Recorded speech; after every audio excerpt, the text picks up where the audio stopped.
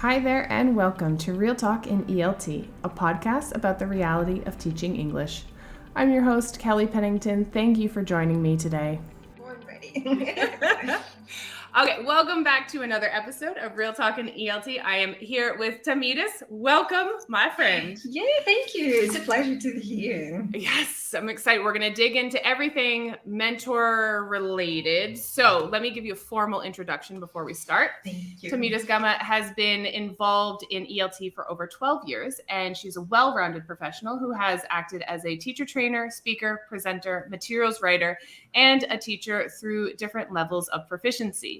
She has been teaching online for 6 years, runs her own online English school, Simplifica Inglés. Please follow on Instagram. She is passionate about the use of technology in the classroom, studying about gender and race and how to design more inclusive lessons. She is also part of the Cambridge Dictionary panel representing Brazil, Tamires has a BA in languages from USP, a TESOL certificate from the University of Anaheim in California. Did you go to California? No, I didn't have the chance. I wish I could. Okay. She holds the C2 proficiency CELTA Train the Trainer certification from Cambridge and teacher trainers from Troika. So thank you. Thank you so much. It's weird when people introduce me. Well, yeah. I mean, for those of you that don't know her, I don't know who doesn't know Tamires by this point, but you know. Okay. So, Miss, let's get into all things teacher training and mentorship, because I think there are some huge misconceptions about what people can expect when they get into, and I know that you offer a mentorship program through your school. So one, can you talk about that? And then also kind of your perspective of mentorship. Can we start there? Yeah, sure. Okay. Well, yeah, there are many things that I like to share. But then the first is, I guess that people, the first misconception is a mentoring program is not something that you're going to receive ready. Okay. So I believe that people forget that there's a relationship they're going to build with your mentee. Right. So the first step and then what I did, Kelly, just to put you in the picture, back in 2018. We have to contextualize. Yes, I love my teachers that come on here, because everybody's like, well, let me actually give you the background. I'm like, yeah, Yes. Obviously. Where Contextualize, please. Yes. Well, 2018 was the first moment in my career that I felt really confident. Not really confident. I'm not a confident person, but fake it until you make it, right? So then back in 2018, I started offering some courses for teachers, but I was not that sure that I was doing the right thing. So I started studying a bit more about how to mentor teachers, because being a teacher is really different from mentoring teachers, right? Because we believe that by being a good teacher, it is going to just make you a good mentor. And that's not true. We need to develop some skills to mentor other teachers, because we need to anticipate the more difficulties that they might have. And it is a very serious job, right? Teacher education it's really important. It's super fundamental for us to make sure that we're getting really good development for our peers. Precisely. Yeah. And in 2018, I felt that I was not there yet. So then I offered some courses, but I didn't call myself a mentor. And people came to me and said, Tammy, why don't you offer those mentoring programs so you speak well in public? So, and then this is the first misconception. It doesn't mean that you were good speaker, that you need to be a good mentor. Yeah, presenting is one thing, mentoring is different, teaching is different. All of these skills, they may complement or support somebody's career or move into these areas, but that doesn't necessarily mean that it's essential, right? Yes. And then I started reading a bit more about mentoring other teachers, if I had a set of skills to be a good mentor. And in 2019, I started presenting more at Brustisol. So I traveled to Curitiba, to Espírito Santo, Brasília, and then I started feeling a bit more comfortable about, offering some mentoring sessions here and there, but it was not something that I was there on Instagram just offering. And then just in 2020, 21, I decided to get more professionalized in that. So then I took the train the trainer and the tracker trainers.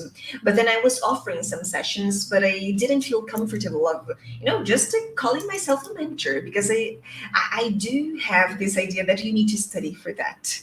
You need to get, more substantial knowledge, let's say. It's not just knowledge that you acquired through the years, but you need to receive some training, some proper training. Yeah, and I think that's a really good perspective of having, Mhm. like, you have your experience, you have your formal education and the programs that you went through to become a teacher, but then also on top of that, you've received some sort of, I've done train the trainer too, and these types of things. So I feel like we had similar, not exactly the same, but similar kind of steps into this, that we had to have some formal Yes. initiation to say, Mhm. okay, yes, I am a mentor, or yes, I am a trainer. It's not just something, a self-proclaimed, oh yeah, okay, I've been teaching for this long, so no And then I problem. can. Yeah. Yes. I know that there are lots of professionals that are really intelligent and they're really capable of, delivering mentoring sessions. I'm not just doubting them, but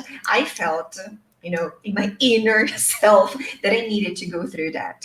So then 2021 was the year that I really devoted to reading about mentoring people, trying to learn more about how I would be, a good mentor, and how to really help teachers. I wouldn't say that these teachers, they need help. They need someone to resort to when they are not so confident, and they also need to receive this proper guidance. Because if I'm just saying that I'm going to be helping them, it does not mean that they're going to be developing. I'm going to be just the one there, just helping them all the time. So I prefer to be the person who shows them some tools and ways so they can then help themselves. You see? I have a very similar perspective on this, because I always tell my mentees, anybody that I'm training, I have one perspective from the experience that I've accumulated over my career. Here are some references of people that have differing perspectives from mine. You have to find what works for you. I can make suggestions based on my experience, but I can't give you an answer. Mm-hmm. Teaching is messy. My context might be different than yours, but I can certainly give you suggestions. I can give you tools. We can work on your skills. I can do language development, language awareness. Absolutely. However, if you think that you're going to get into a mentor relationship and somebody's going to tell you a formula of exactly what to do, and that's wrong. And if somebody tells you that they can do that, run away. Yes. Exactly. The TikTok trend that they say run, and then you just that's Yes, it. that's How I it. That's feel. exactly it. Like, oh, I can give you the magic formula to get 10,000 students and you can make, 100,000. Run. Girl. Exactly. And then Kelly, in 2021, I would say, and then I believe that I had shared that on my Instagram. I felt mentally drained. I felt, and then I stopped offering mentoring sessions. Why? Because of this misconception that people would come to my virtual room and they would leave with a formula or with their problem solved. Mentoring is not about solving problems, you see. It is about learning how things can affect your teaching and your life and your students' performance. But if you believe that a mentoring program will solve all your problems, it won't. Okay, you might come out of the process with more questions and with more problems. So then I had. I wouldn't say that I had a very bad moment with some mentees, but maybe I didn't align expectations at first. And as I mentioned, we need to learn how to do that with our mentees. So, and then it was my first mistake, I would say, because I really, and then I decided focusing very much on reflective teaching, reflecting about my practice as a teacher and as a mentor, because there are, two different things. And then I said, tell me, this is the moment for you to stop. And then I stopped offering mentoring sessions for 6 months, 7 months. And then I decided reflecting a little bit more about how I wanted my mentoring sessions to be. because the only way for me to rethink about my own practice as a mentor was just to stop being offering sessions, and then that's what I did. Whenever I left a session and I felt that the mentee was feeling that I was not able to give them the formula, I felt really disappointed in myself. And then this is a feeling that how can I deal with that? I have nobody to share, right? So maybe I'm doing something wrong. So then I decide, and then I thought again about the way that I wanted my sessions to be offered. And for instance, what frustrated me the most was that people came and they said, I have this problem, I need to solve this problem. How can you help me to solve this problem?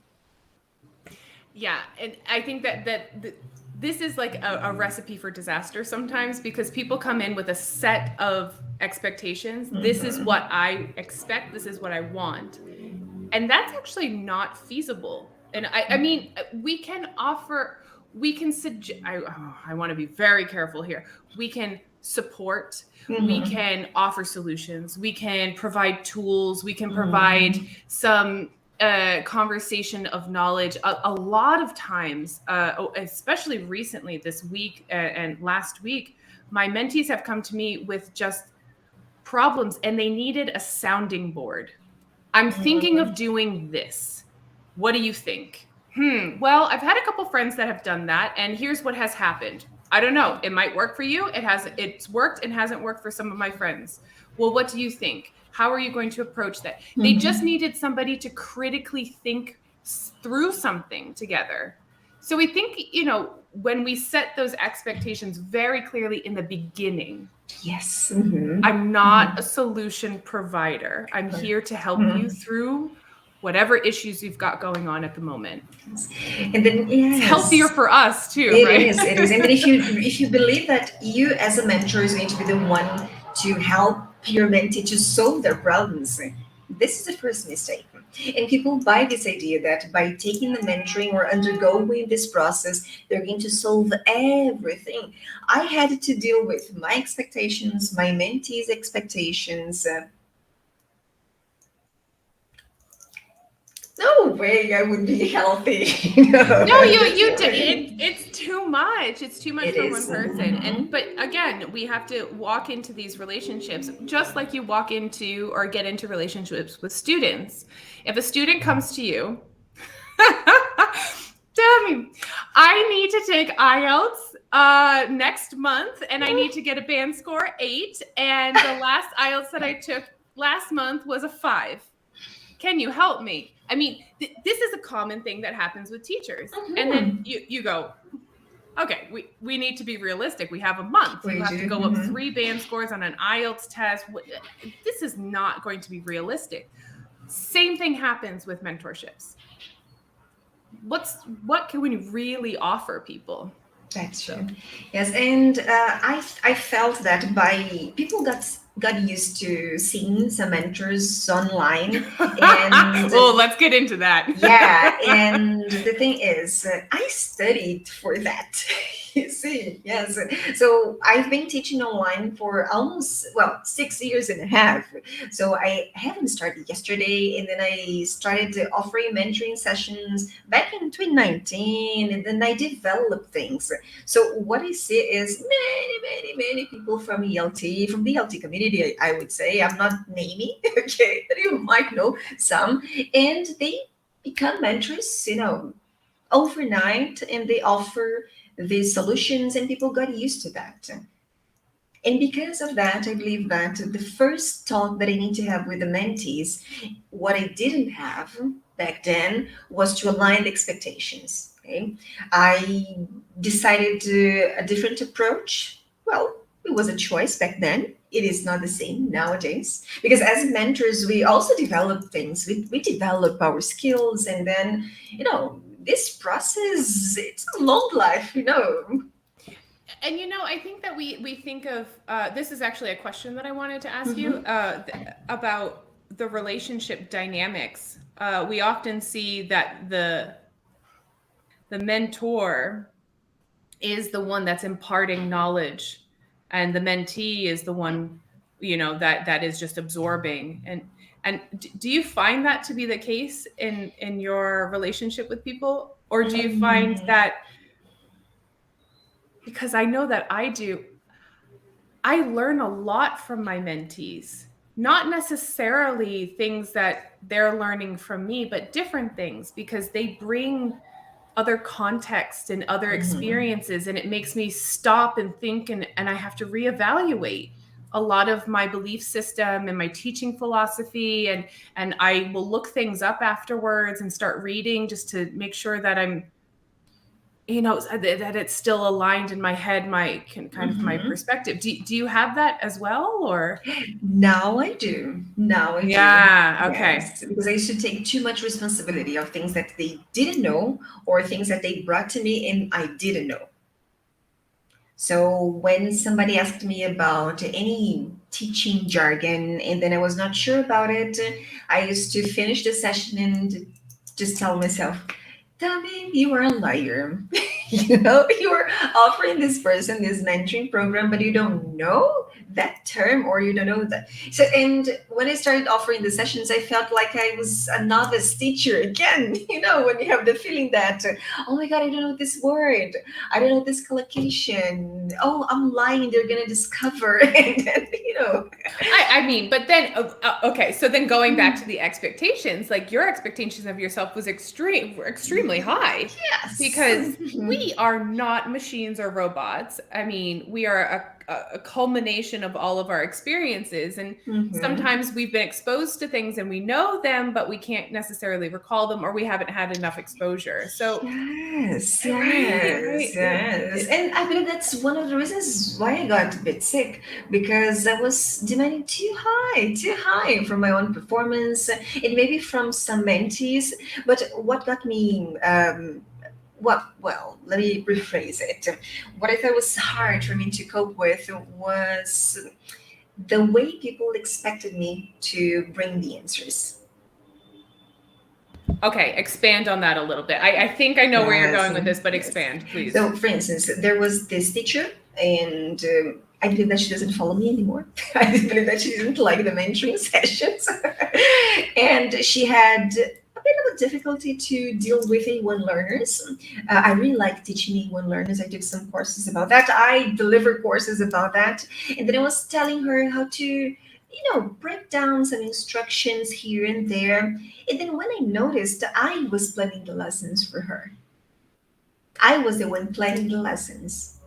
So the mentoring session was not for her to learn more from my experience and then exchange. She wanted me to deliver things, to have these ready things for her.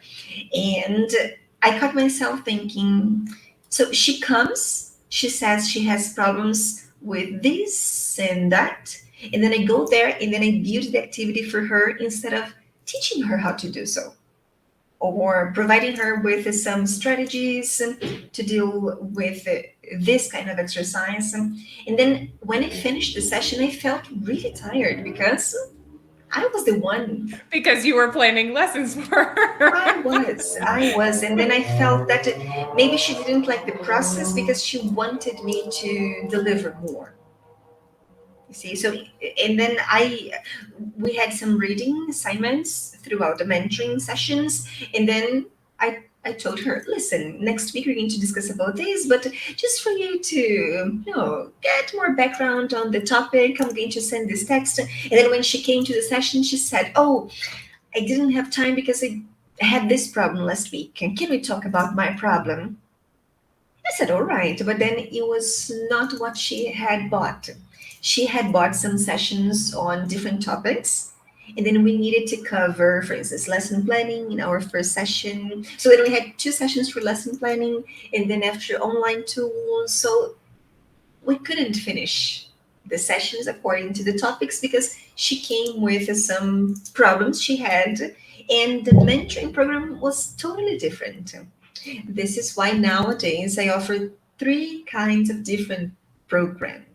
You see, so there is one focused on teaching skills, one focused on tools, and there's one on demand. So they send me beforehand the problems, okay, some issues they want to discuss, and then for this one we have this, freedom to change the topic. But then I was constantly changing the topic, and then it was not what she had thought. See? And then, of course, she's going to be like, well, okay, we solved my problems, my immediate demands, but I wasn't able to get, the full range of the course, which I had anticipated. Right. Yes. But Kelly, I believe that this happens not only for mentoring programs, No. for courses that we sell. I don't know. There was this teacher. She was my student. She was taking a C1 prep course with me, a private one, and then she told me, "Oh, I bought this course." I bought a course for the weekend. I'm going to take this course because I want to know how to develop activities for B1 learners. I believe there was this teacher offering these sessions. And then I remember that on the following week, I asked her, "Oh, how was the course?" And then she said, "I didn't like it." I said, "Why?" Because he taught us how to develop the activities. I thought that he would give us his activities. Again, expectations, right? So we have to be very clear about what is actually going to happen. That's one of the things that I always get concerned about when I start developing like any sort of workshop, any sort of training set. I want to be very, very clear about like what you're walking away with, because people will read the title of, mentorship. They'll see things and then they have, this is what I need, or this is what I want. And that's not exactly what the relationship is, right? So. But I'm sure the person that offered the course let them well aware of what would happen there. But the teacher, she had this expectation of having things ready for her. You see, the same way sometimes teachers complain about students wanting them to deliver everything, but you see, when they come. Yes. So it's funny because when we have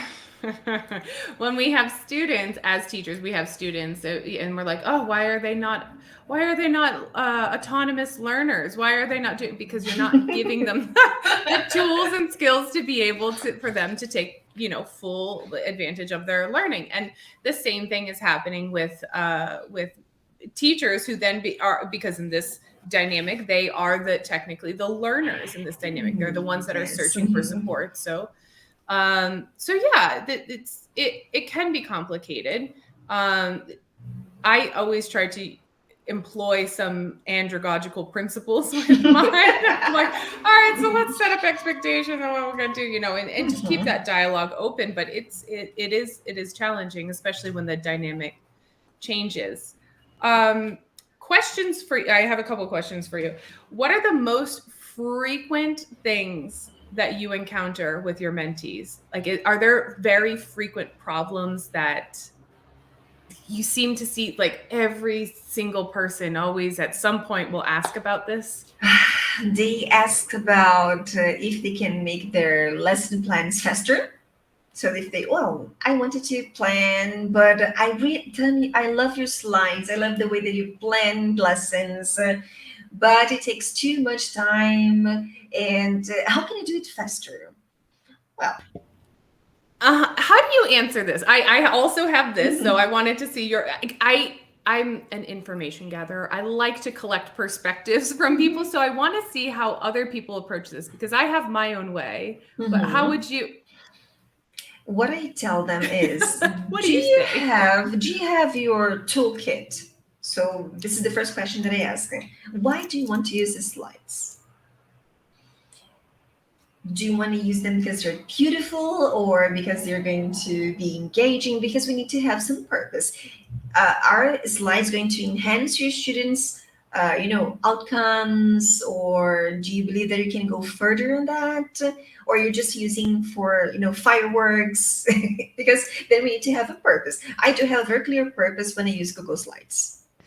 And this is something that I had talked about with Sue. We had mentioned I had seen that Sue came on and she was talking about gamification, and she said you need to have an objective.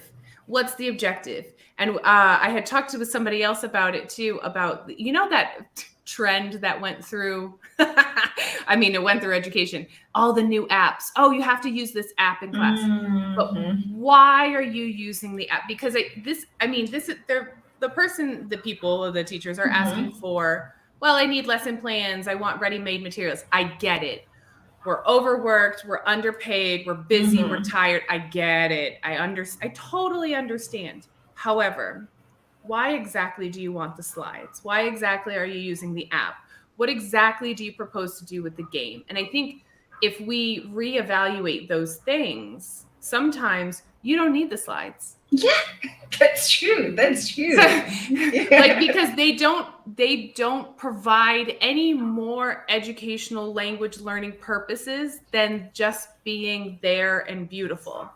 Yes, that's true. So Well, I love what you said. Like, what's the purpose? Like, why What's are the we? purpose? Yes. Yeah. And then I usually refer, when I'm talking to the mentees, I usually refer them to the summer model. So is this going to just substitute what you're doing, or this is going to augment your practice? How can you get to a higher level of modification and to redefine the activities that you were, preparing for your students?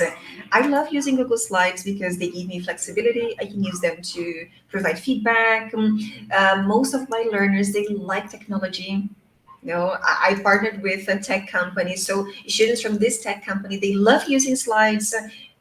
Well, so it makes sense to use because I like it and I feel comfortable. So and you have a purpose. There's a purpose because the students are engaging with the slides. They are in this kind of tech world, so that makes sense. That's like it. You have a purpose for using them. Yes. And besides that, I believe that teachers ask me, tell me, what's the best tool? I usually tell them the best tool is the tool that you feel most comfortable with. Yes, I knew that we were going to be besties. Yeah, how can I make a teacher, use Google Slides just for the sake of using it? And then I also tell them about Bloom's taxonomy. I know that these are some terms that teachers are a bit sick of it, but we cannot just use Google Slides to make students match things. Define things, identify. How can you go to a higher level of these thinking skills, right? So how can you propose a task in which they're going to develop a campaign? How can you teach them how to include images, not just for the fireworks, but because there's a purpose? So, but if you do that using PowerPoint or Google Docs, see. But you just have to be really good and comfortable at one thing, and then you can expand beyond that. I mean, you need to know the basics, the breakout rooms and the screen sharing and all that stuff. Okay, that's basic if you're teaching online. And if obviously classroom management if you're teaching face to face, but use the tools wisely. Like if there's no reason for the students to use the tool, then like why are you just don't do it? Don't complicate it. Yes. Yeah. Yes. And most of the men, sorry to cut you short, Kelly. No, go ahead. Most of the mentees that come to me, it is difficult for them to understand that I'm not here to make them emulate things that I do. Right? Yes, expand. Okay, we're gonna talk for hours today. Hey, it doesn't mean that I use Google Slides. I would say that I'm at a very successful rate when it comes to the usage of Google Slides because I've been using it consistently. I like planning my lessons. I don't spend 15 minutes only, okay, because I've heard. Okay, I'm being a bit shady, but I've heard there are people selling. Tell me, it's real talk. We don't want to name anybody. Obviously, we're not trying to shame anybody, but it's just no. I mean, marketing tactics are a little out of control at this point. But okay, they are crazy. And they say, "Oh, but if I do the same way as you do, I'll spend." Hours doing so. And then I tell them, I'm not saying that I do it in 15 minutes. It takes time. It takes time to prepare the slides, to select pictures, the colors that I like. I'm a Libra, so it's difficult to do. make decisions. So then, Kelly, I tell them. So I try to just invest more time here, learning how I function and how I like things to be done. Then I save more time later because I can use a lesson for the same group and then I can adapt, personalize. And I'm not saying that is going to be easy. And why have I brought this issue of the 15-minute or the Google Slides for planning lessons? Once I was teaching this workshop, and I don't know if you have seen on my Instagram that I posted it. This is an old story, so I like just sharing when things get old. Share again. Let's do it. Bring it Yes. back. We recycle Yes. content. If it's still applicable, use Yeah, it. and there was this workshop. It was a 4 hour, a 5 hour workshop. It was morning and afternoon. I was teaching everything from the basics to um, build your slides. And this lady, she forgot that her mic was open during the break.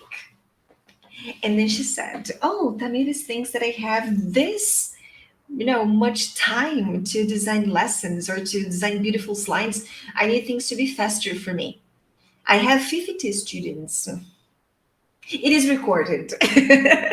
And then I posted this the last week, and then teachers who were there, they said, "Oh, I remember because I was there." And then she didn't know her mic was opened.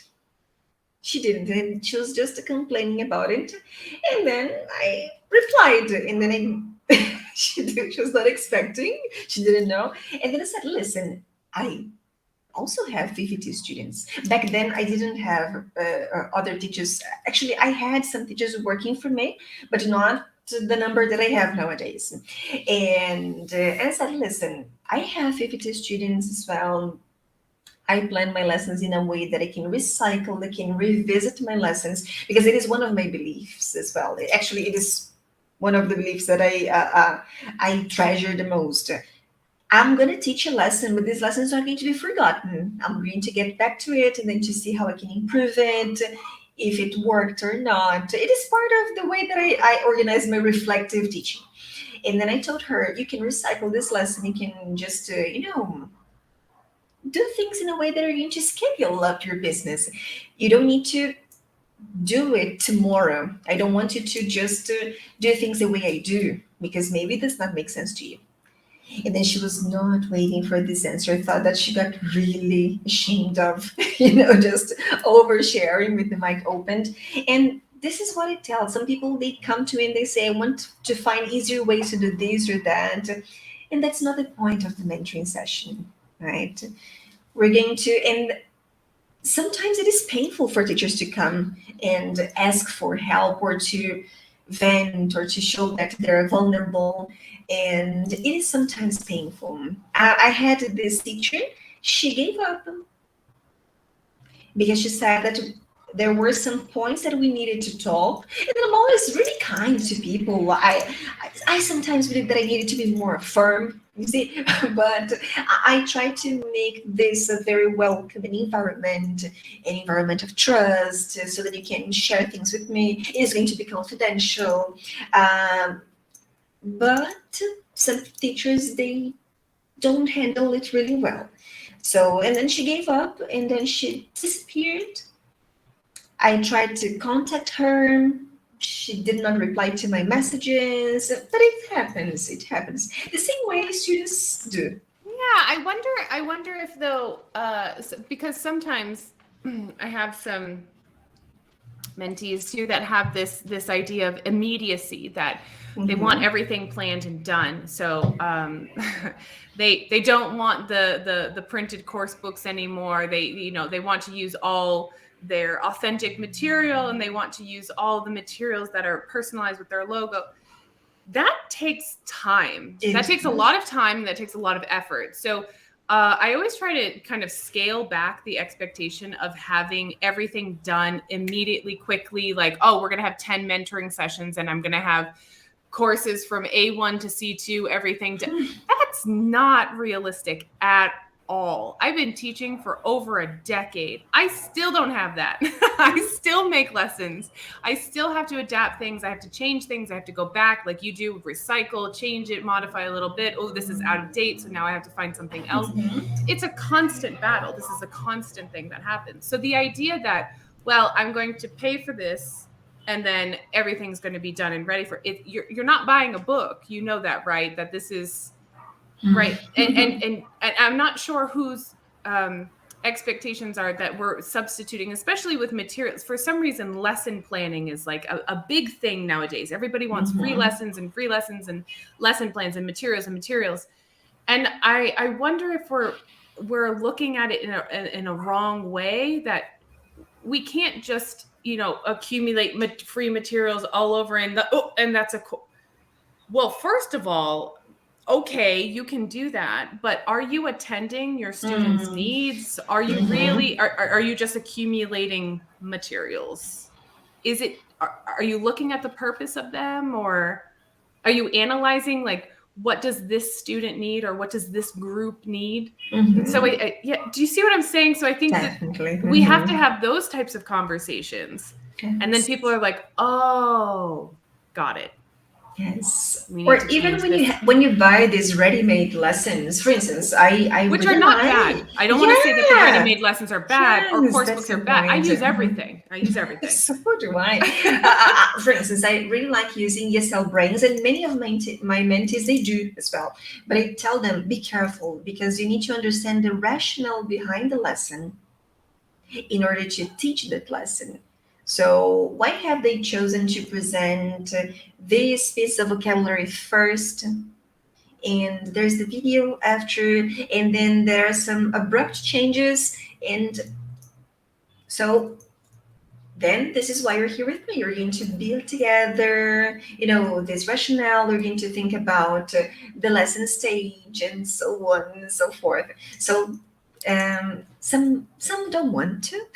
Others do. Yes, this semester I'm with the ones that do want to develop this critical thinking in terms of, I'm going to check this lesson, which is ready-made, and then I'm going to see how I can adapt it to my students. And that's the valuable discussion, because that's creating somebody that can then afterwards look at any materials that they find, whether it's printed materials, whether it's free materials, that they can pay for subscriptions like ESL Brains. I think you can pay for it, or you can have the free versions. There's like Lingua House, which everybody loves too. There's a lot of stuff. So, but okay, it's there, it's available. There's a lot of materials available. You can find tons of stuff. But do you know how to use it?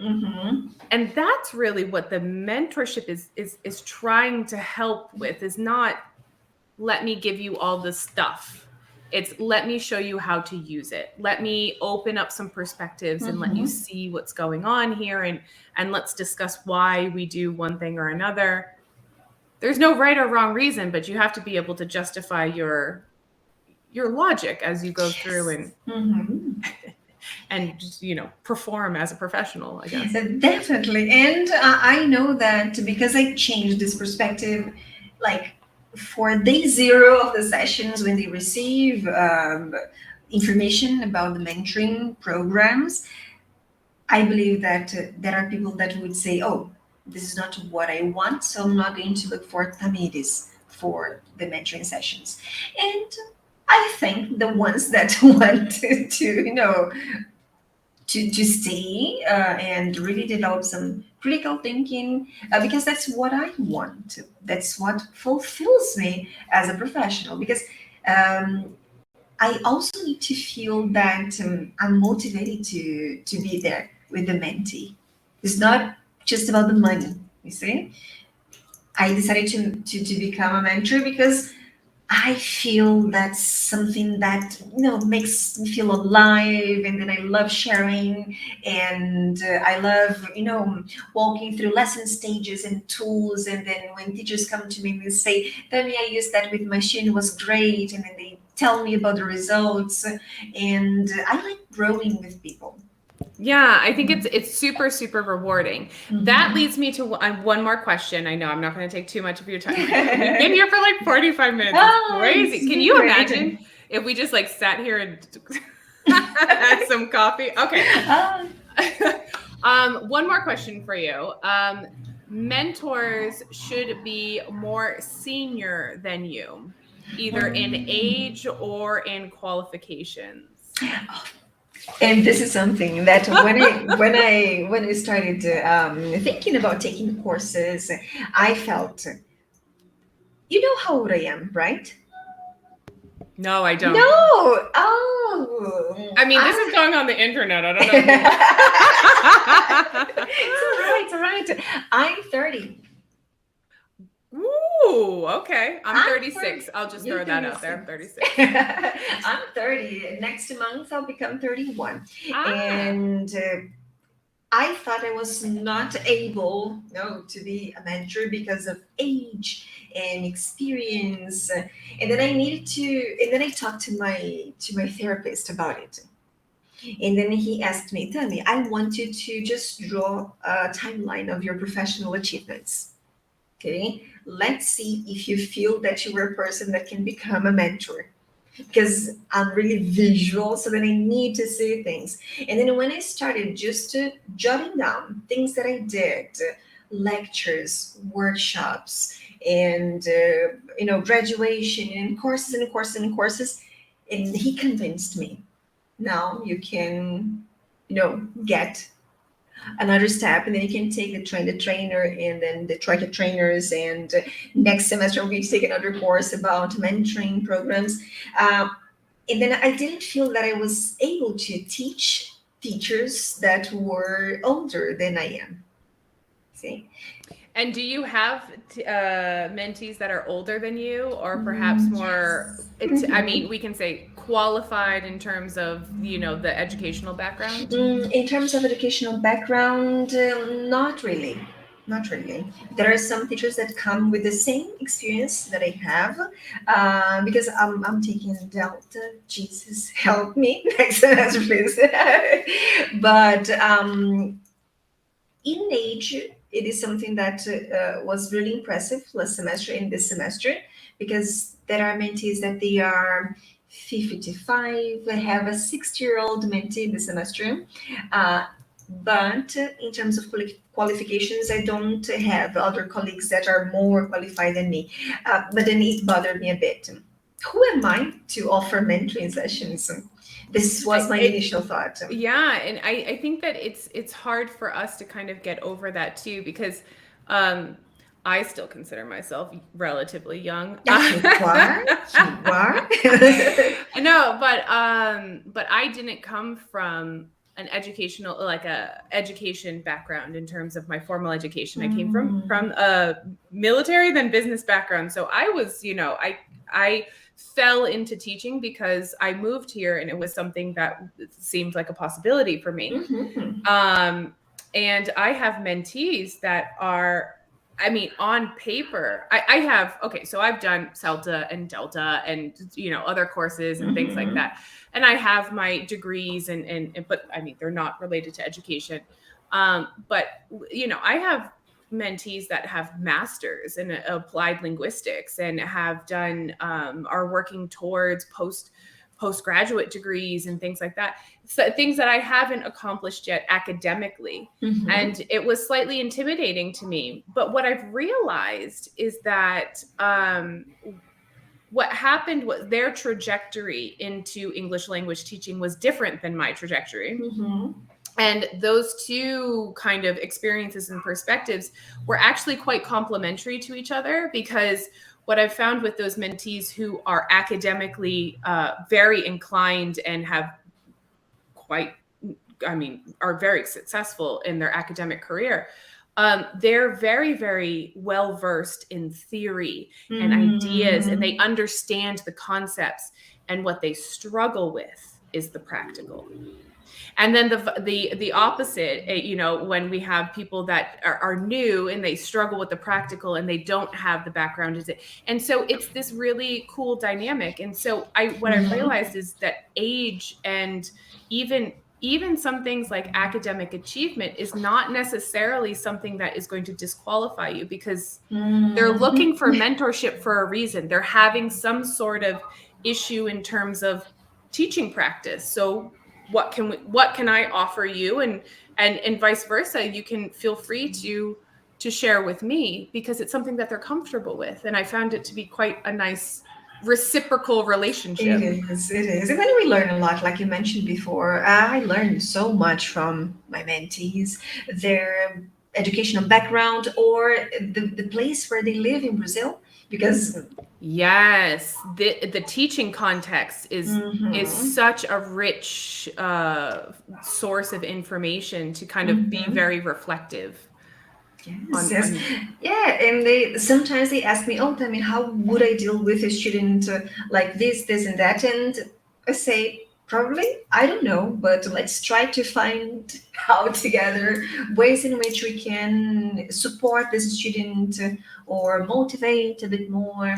So I love the relationship, but now I believe that I'm really comfortable to say that I'm in a more, I would say, healthier relationship as being a mentor.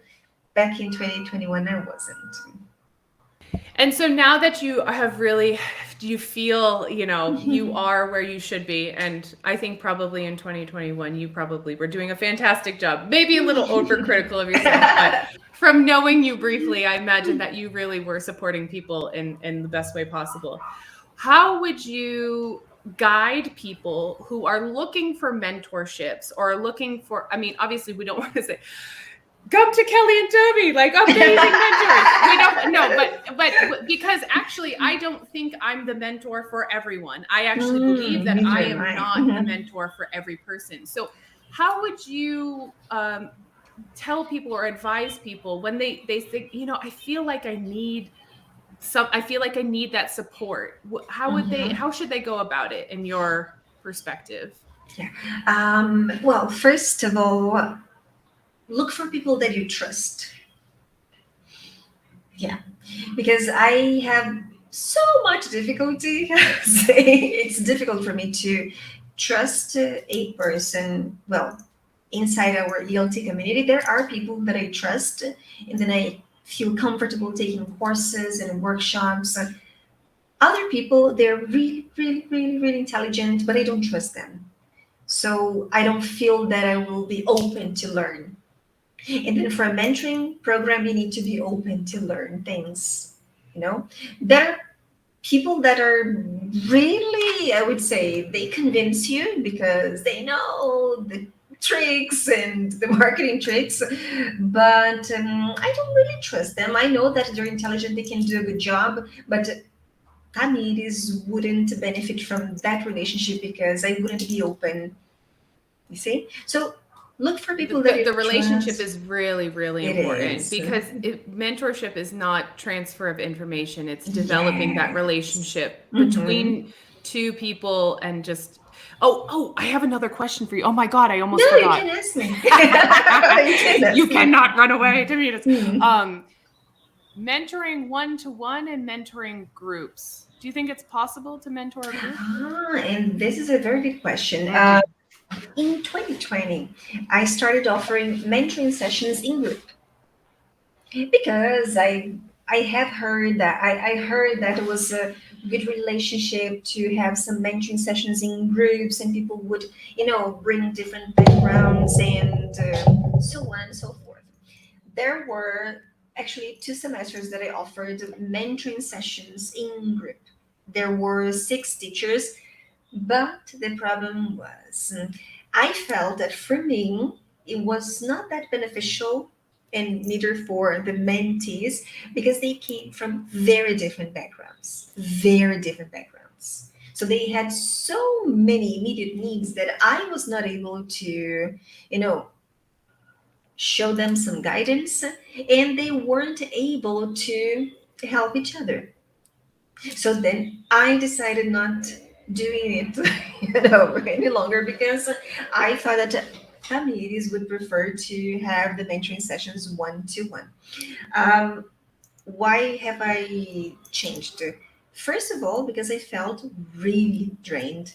And then I was with that feeling that I was under delivering. People were not, getting out of the session with, valuable insights. And there are other articles or some studies that they say that mentoring should be held one to one. I firmly believe that, because I feel like the real richness that comes from the mentor mentee relationship is that you develop this relationship, and it's so based in, like you said, trust and just openness and being able to talk about those things. And I think sometimes for some people in a group setting, that's not possible, Mhm. whether it be for time, whether it be for comfort level. So I have a listen, I do training sessions for teachers in groups, Mhm. workshops in groups, webinars absolutely. But mentorship, I feel like it's Mhm. so contingent on having that relationship with the person that they just Mhm. we trust each other and we can, figure everything out Yeah. together. And Kelly was not mentoring the things that I was doing. It was a training initiative. So there was this group of people. I was just training them, but in this moment of mentoring, I was just leaving it aside because I didn't have the chance to tackle their issues, privately, and that's why I I did mean, not. it's training is valuable. Training is very It valuable, but is. training is very different from mentorship. It is. Mentorship is just, you work together to build somebody as a professional. And training, we're usually giving people tools and skills, and that is part of mentorship, but mentorship is that very different dynamic. It is, it is. So, And I decided not using the name mentoring for teachers when I offered these training initiatives in groups. There was a colleague of mine, and then he said, "Oh, but there are teachers in this country that they firmly believe in mentoring in group." But then I believe that people that they really need to be on the very same page, the teaching context. I was receiving teachers from all over Brazil with very different teaching contexts. They could learn from each other, but there were teachers that were interested in young learners. I don't teach any young learners anymore. So, and then other teachers were just looking for, some help with the tools. And you see, so you really need to have a very aligned group in order to hold these sessions, these mentoring sessions in group. So this is what I don't believe would work for me nowadays. So that's why I just use it for mentorship. It is one to one. absolutely. No, and I think we can all have a personal perspective on that. I do see people that offer mentorships in groups, and if they think that it's productive and it's Mhm. beneficial for people, then that's their own personal philosophy and belief Yes. system, and that's fine. But I think that for me, and it obviously sounds for you too, it's more of a relationship that we help each other kind of grow and make sure that the person gets all of the support that they need, and it's very individualized. And I know, I don't know if you've had this before, but I've had mentees that come to me and they just say, Kelly, I'm this close to just canceling all my classes. And Mhm. they're so overwhelmed, and it's like, I'm burnt out, I'm overwhelmed, I don't know what and it's like, okay, all right, so let's, emergency manage this situation and see Mhm. what we can get through, and let me help you. And you try to say, like, how realistic would that be if they were going in a group? I just don't feel like they would, Mhm.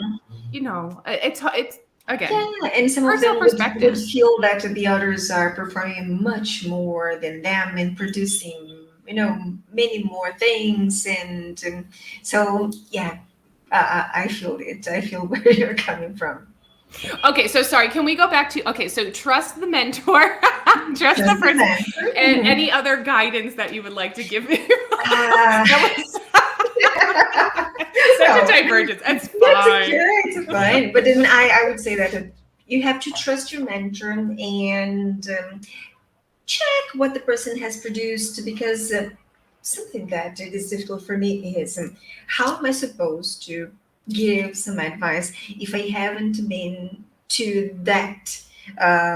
place or to that teaching context. And I know that there, as a mentor, you can provide some guidance. Well, I haven't taught this teaching context, but yeah, there are some mentors that they don't have the experience and they sell the solutions as if they had done that. And this is what I don't like. For instance, I'll give you a very quick example. The other day I saw this teacher, she was talking about this tool. And I saw some comments, oh, but I haven't used it. Oh, how was the experience with your students? And then she said, no, I've never used it. I saw it and then I thought it would be a good idea. It's okay to just refer people to some tools, but she was selling it as if she had used it with her students. So yeah, so whenever you absolutely there's like a unwritten rule of ethics when we're teaching. Like if Mm-hmm. you just have to be very, very clear. Like, oh, I saw this, super cool. If you're interested, check it out. But you can't assume that, oh, well, I've done this, I've done that. Mm-hmm. Whenever I read some people's like bios and things like that, or they're selling something and you're like, oh my god, that sounds amazing, and then you go to their website or their site or wherever, and you're like, this person has done nothing. Like, what? I don't, so like, again, you kind of have to like see what the person actually Yeah. does, and Mhm. is this a reasonable, and also, not sometimes they haven't done anything, and sometimes they put that they've been teaching for 5 years and they've done literally everything, and that makes me super suspicious too. I'm like, Mhm. wow, because I think I'm a pretty productive person. But Mhm. you did all of that. How did you do all of that? Like, Yes. Yes. Yeah. so you kind of, I mean, let's Mhm. be realistic when we're evaluating. Yes. Yes. And then I like people that are no, just human beings. Okay. I like hearing from people who have experienced problems, or people who are not going to say, oh, I have the solution for you, because that's what I do. I try to be, as clear as possible on my Instagram. When I test new things, I tell them, oh, I'm testing this. Okay, I've already used that one. So and then, so first of all, choose someone that you trust. Check the person's experience. Okay, yes, and some Does it make sense? feedback. Yes, and some feedback from other people who had the experience. I know that sometimes we can get a bit biased when we do so, but it is important to hear. Oh, how was your experience? Yes. For instance, I was looking for someone to help me with a delta, and I've heard some comments that maybe I won't take this course at this place. I'm going to find another place. Oh, but this tutor was not that, because as the person will be the tutor, I will build some relationship with this person, right? So for me, relationship matters. So by collecting feedback, checking the person's bio, and oh, do I trust this person? Would be important. Absolutely. Yeah. Especially when something is as important as Delta, as a huge financial time investment, a lot of Mhm. effort into that type of program. When you do something like mentorship, it's a time commitment, it's a financial commitment. So when you're looking for things, make sure that it's not just, it sounds amazing. It is actually someone who genuinely cares about your success, I would Mhm. say. That, like, no, this person actually really wants me to succeed, because Mhm. they have no ulterior motive. I mean, I'm paying them for a service, but genuinely they want me to do well. So, Yeah. Oh well, I have a mentee. She's been with me for 2 years, and then it's great to see her improvements and things that she has achieved. And we built a relationship, right? And then I really want to, to see her succeed and the other mentees as well. But if they don't want to share more things with you, it's all right as well. It's their, right. You don't believe that this person will be always loyal to you, will always take courses with you. They can experiment from other, professionals. And some teachers, they say that, oh, tell me, but I had this mentee and now she's taking courses with another person. But I don't ever get, okay, so I never get offended by this. Maybe I'm an alien. If my student, okay, I always go into the relationship telling students, listen, I will work as hard as I can for you. And I want you, like for my clients, I'm talking clients now. Absolutely, I will. And I do this for mentees too. I will work as hard as I can for you. But if you don't like my classes, if my style, if you ever feel like, oh, I have to go to English class because you don't want to see me, you need to tell me, and I'm going to find another professional that can help you out. I believe it's the same with mentees. If you ever feel that I'm not serving a good purpose in your professional development, tell me, because we just might not be cohesive on a professional development level. And that is totally okay. I'm so go, let me find you somebody else. I have got a bunch of friends. I know a bunch of people. Like, let me just send you somewhere where you can like thrive and survive and do everything that you need to do. Like, great, wonderful. I also don't think people should stay with me forever, because if if you're if a mentorship program lasts for a really long time and your mentor ever tells you along the lines of, well, we still have like lots of stuff to like cover,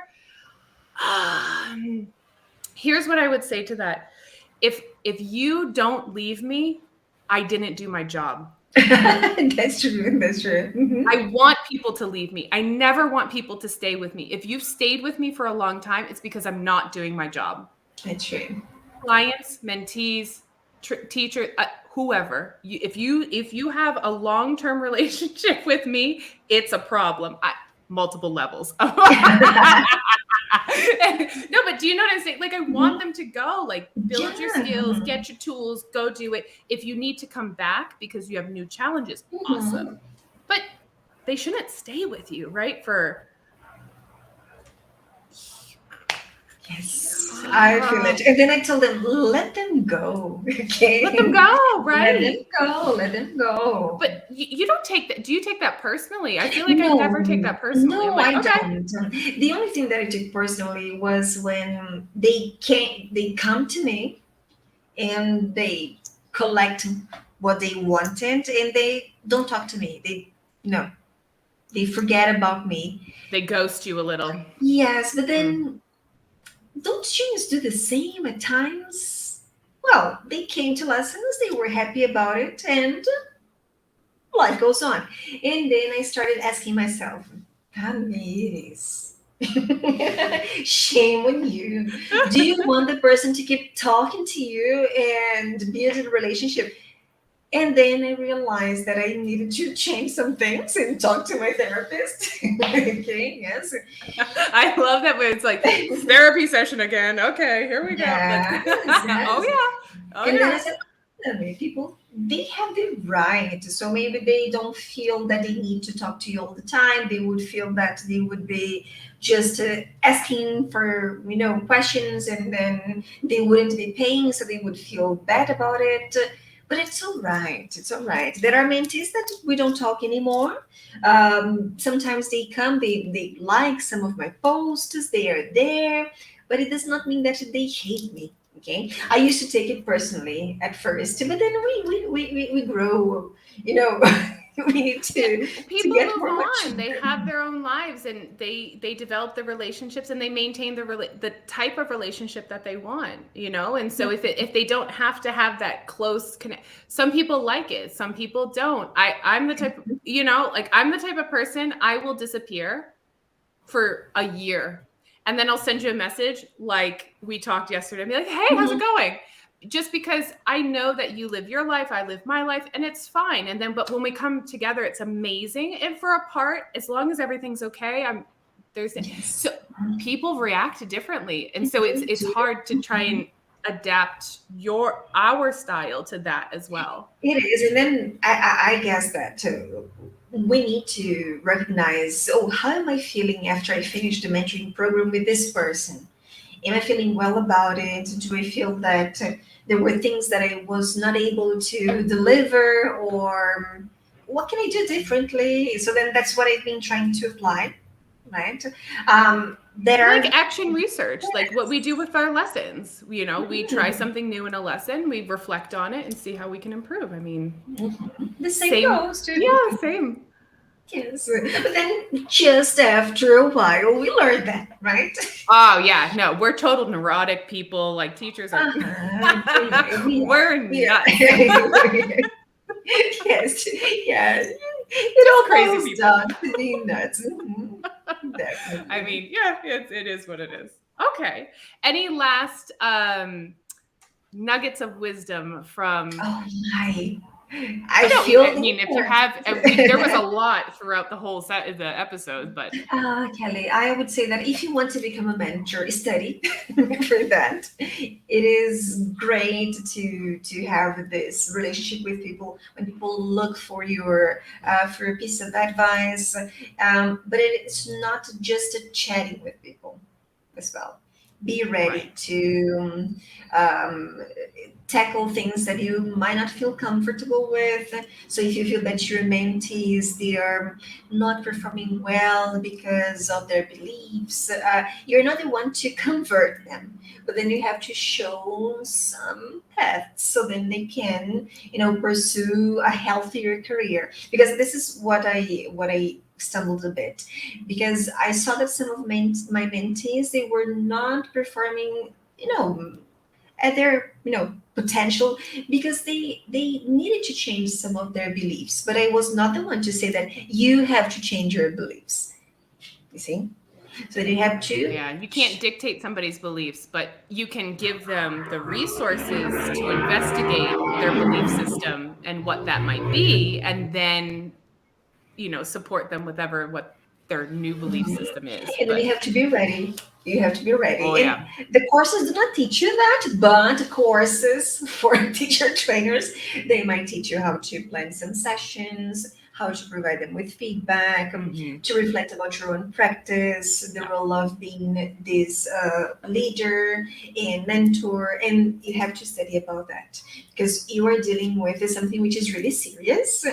And it might impact the students' performances, your mentees' performances, but on the other hand, you shouldn't think that you need to save them. Okay?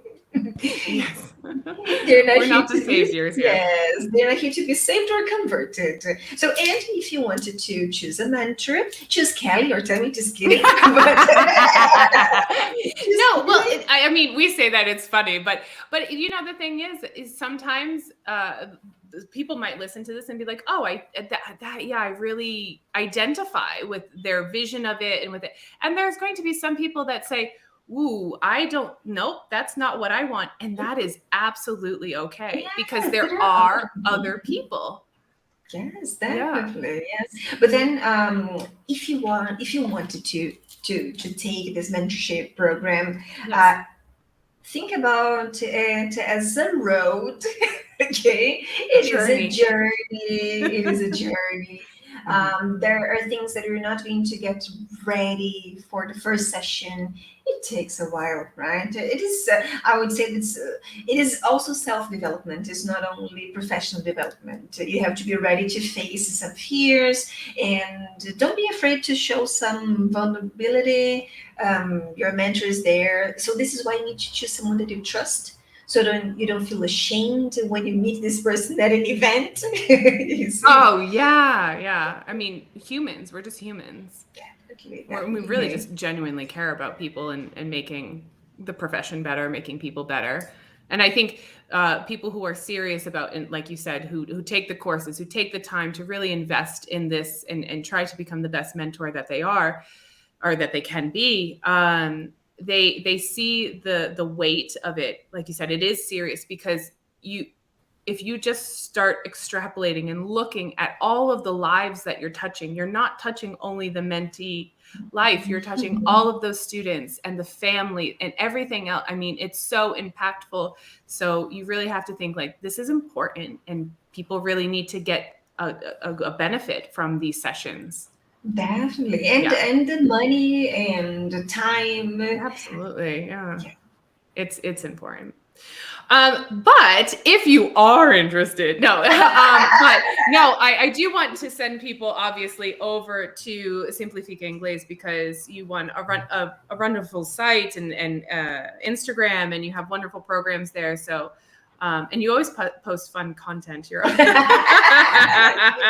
You do have fun content. I'm not as fun as you are, but you're pretty fun, I have to say.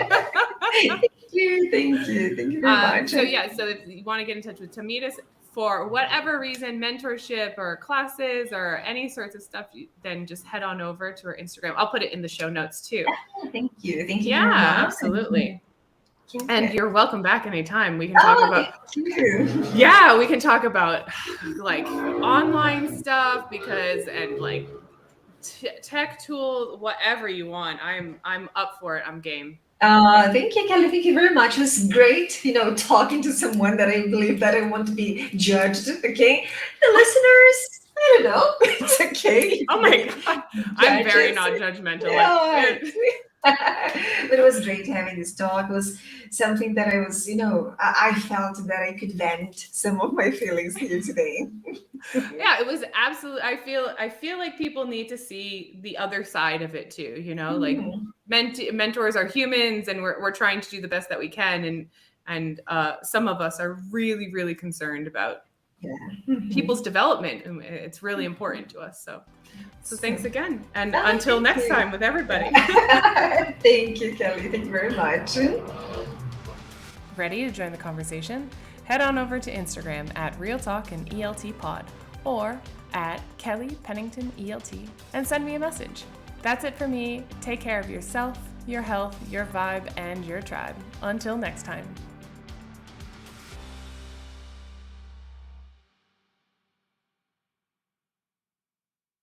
Why hot dogs and pigeons? Well, first of all, Osasco encourages this small entrepreneurs to have their own hot dog stands. Don't ask me why, but I believe it was a way of making ends meet. And Osasco encourages people to have their own hot dog stand. There is a place called Calçadão de Osasco where people they place their hot dog stands, and there are over 300 hot dog stands. Oh my God! And then Osasco is famous for selling hot dogs. Yes. Actually, Kelly, it is the city that ranks as the second city that most sells hot dogs around the world. 40,000 hot dogs per day. Are you kidding me? No, I'm not. Insanity. 40,000 hot dogs a day? 40,000 a day. Oh my God. Okay, first of all, let's just talk about how that is just like, God, cancer. It's got cancer written all over it, because it's just like so not good for you. It's very unhealthy. But that's a lot. Okay. I mean, is it something different, or is it just like the regular ones with the hot dog and the mashed potatoes and the no. Osasco is famous for its exquisite hot dogs. Oh, it's fancy. All right, we're going fancy. Okay. It is. On TikTok, there is a lady. Her name is Giovanna, and she got really famous because she started sharing hot dog pictures, and it is like a meal. You see. There are some hot dogs that they sell that you have we call it hot dog no prato, right? So then you have a dish. It is a dish, right? Yeah, so they don't do the bun or whatever. Plate. Yes. Fancy. Okay, yeah, no, I'm used to just like, I mean, I live in Americana. It's like this, it's not a tiny city, honestly, but the hot dogs here are lackluster. But my girlfriend is from the countryside, and then she hates hot dogs that come with mashed potatoes. She says that it's traumatized. Yeah. I was too. I saw a hot dog with mashed potatoes, and I was like, "What is that?" It's so weird for me. Mm-hmm. And she's from Bauru. Oh, okay. Okay. I don't know if you have heard of Yep. it. No, I Yeah, yeah. So then she doesn't like it, and then there's a actually there's a food truck right across from our apartment, and then it is called like some snacks from the countryside, and where they sell some sandwiches and hot dogs and hamburgers Yeah. from countryside. So we don't have mashed potatoes in it. Good. Yeah, it's weird. It is. I have to say, they do mashed potatoes here, and I'm just like, Not a it just huge fan. it doesn't. There's the combination for me is just a little bizarre, but okay.